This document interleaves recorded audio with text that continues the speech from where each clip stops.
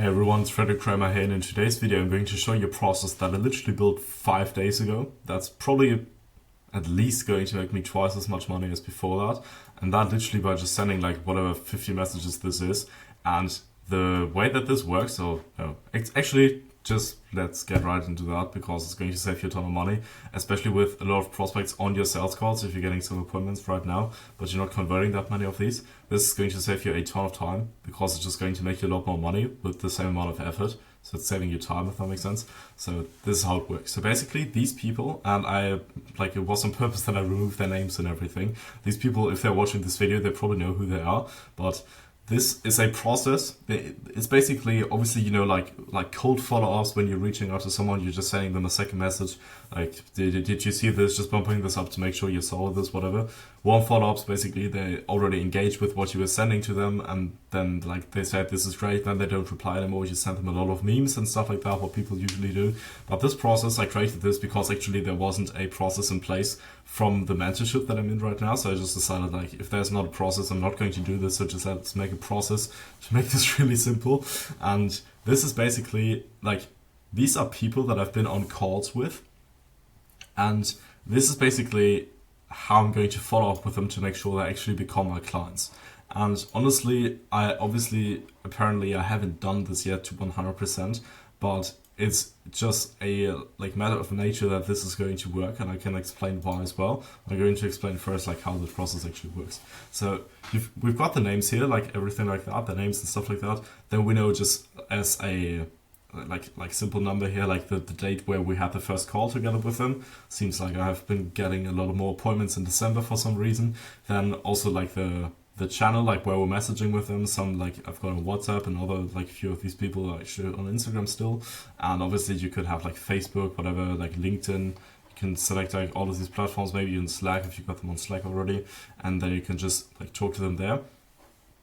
And then usually, like, the reason why these people are not my clients yet is because on the call they said to me something like, I don't have money right now. We went like through the numbers and everything, and they say like, yeah, in like a few months or whatever, I'm going to have the money, or I need to make sure like I'm getting proof of concept for my delivery first. Like basically all of that stuff that you should actually be asking in the discovery, which is just a natural part of learning like sales a bit more.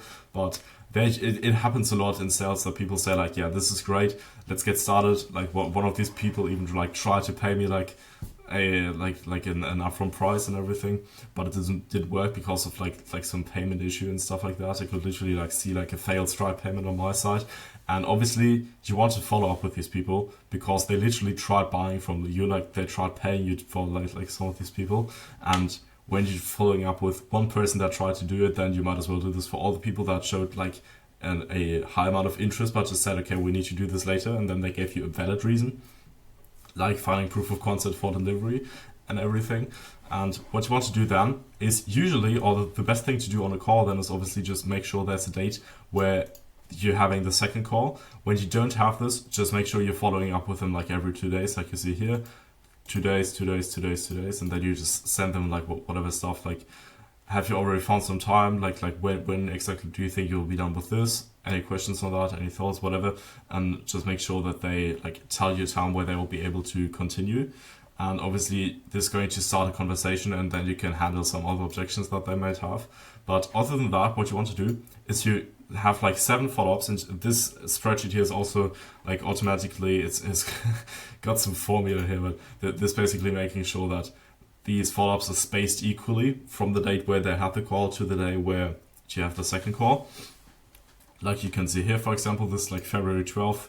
It's more days in between than here for January 6th, where it's literally like, just because I'm taking off, I can't send half the follow-ups. But what you want to do is you just like send them stuff like, was a great call, man, here's a recording so you can prepare for the next call. Just confirm, is that the date where we want to do this and stuff like that. And they say yes, because it's literally straight after the call. They still have like high energy.